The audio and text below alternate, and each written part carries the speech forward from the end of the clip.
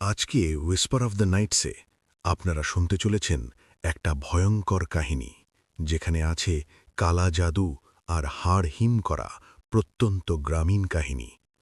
আসুন শুরু করা যাক আজকের কাহিনী। গ্রামটার নাম ছিল বেলতলা। ছোট্ট নিরিবিলি একটা গ্রাম। দিনে সবকিছু স্বাভাবিক, কিন্তু রাত নামলেই এই গ্রাম যেন অন্যরকম হয়ে যেত। এই গ্রামেই থাকত অনিরুদ্ধ, শান্ত স্বভাবের ছেলে, কিন্তু তার ভেতরে একটা অদ্ভুত জেদ ছিল। সে সব কিছু জানতে চাইত, বিশেষ করে নিষিদ্ধ জিনিসের প্রতি তার টান সব থেকে বেশি ছিল। একদিন সে গ্রামের এক বুড়ো তান্ত্রিকের কথা জানতে পারে। লোকটার নাম ছিল হরিহরনাথ। গ্রামের সবাই তাকে এড়িয়ে চলত, কারণ সবাই জানত সে কালো জাদু করে। অনিরুদ্ধর কৌতূহল বাড়তে লাগল। এক সন্ধ্যায় সে সাহস করে তান্ত্রিকের বাড়িতে গেল। বাড়িটা জঙ্গলের ধারে, চারপাশে অদ্ভুত গন্ধ, ধূপ, আগুন আর কিছু পচা জিনিসের মিশ্রণ। অনিরুদ্ধ দরজায় দাঁড়াতেই ভেতর থেকে গলা এলো, তুই এসেছিস, আমি জানতাম তুই আসবি। সে ভিতরে ঢুকতেই দেখল মাটির উপর আঁকা অদ্ভুত চিহ্ন, চারদিকে মোমবাতি, আর মাঝখানে বসে আছে হরিহরনাথ। তার চোখ দুটো অস্বাভাবিকভাবে উজ্জ্বল। কি চায় তোর? তান্ত্রিক জিজ্ঞেস করল। অনিরুদ্ধ বলল, আমি কালো জাদু শিখতে চাই। কিছুক্ষণ চুপ করে থাকার পর তান্ত্রিক হেসে উঠল। সবাই ফল চায়, কিন্তু কেউ মূল্য দিতে রাজি হয় না। অনিরুদ্ধ দৃঢ় গলায় বলল, আমি যে কোনো মূল্য দিতে রাজি আছি, আমাকে শেখান। সেই রাত থেকেই অনিরুদ্ধর শিক্ষা শুরু হলো। প্রথমে ছোট ছোট মন্ত্র, তারপর ধীরে ধীরে কঠিন তন্ত্র। সে শিখল কিভাবে কারোর ক্ষতি করা যায়, কিভাবে কারোর মন নিয়ন্ত্রণ করা যায়।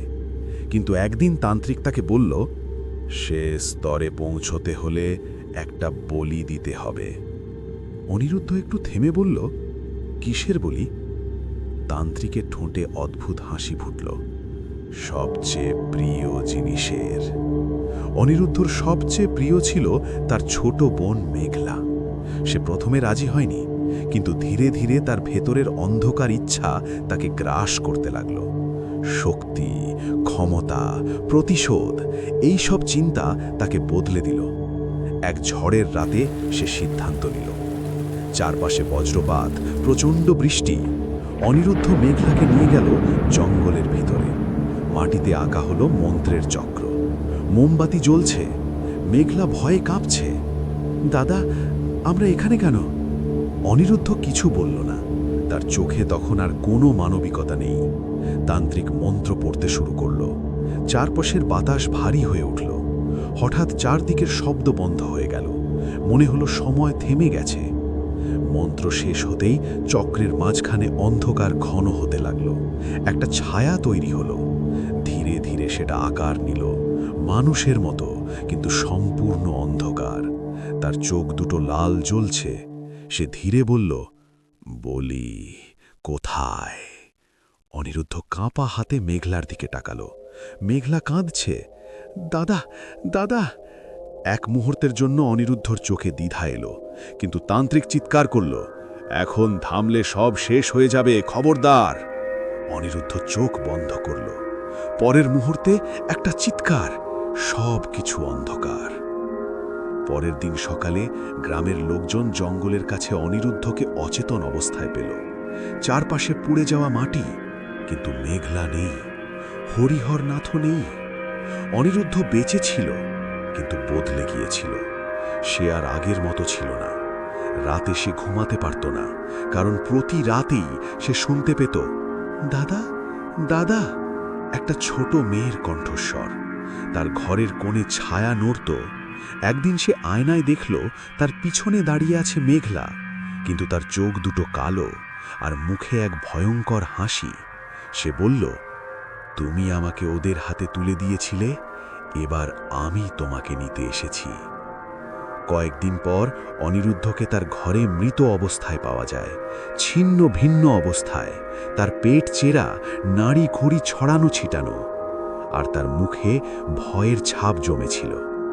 আর দেয়ালে রক্ত দিয়ে লেখা ছিল, কালো জাদুর মূল্য সব সময় বেশি হয়। আজও বেলতলার জঙ্গলে রাত হলে কেউ কেউ বলে একটা মেয়ের কণ্ঠস্বর শোনা যায়।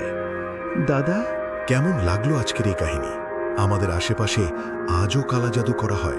আমরা মানুষ হিসেবে উন্নত হলেও আজও আমাদের মধ্যে অন্যের ক্ষতি করা, প্রতিশোধ ও আরও বিভিন্ন কারণে কালো জাদু করা হয়।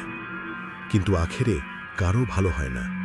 যার উপর করা হয় বা যে করে, কেউ ভালো থাকে না। আজকের মতো এখানেই শেষ করছি। প্লিজ লাইক, শেয়ার আর কমেন্ট করুন আপনার গল্প কেমন লাগছে। আপনারা শুনছিলেন হুইসপার অফ দ্য নাইটস।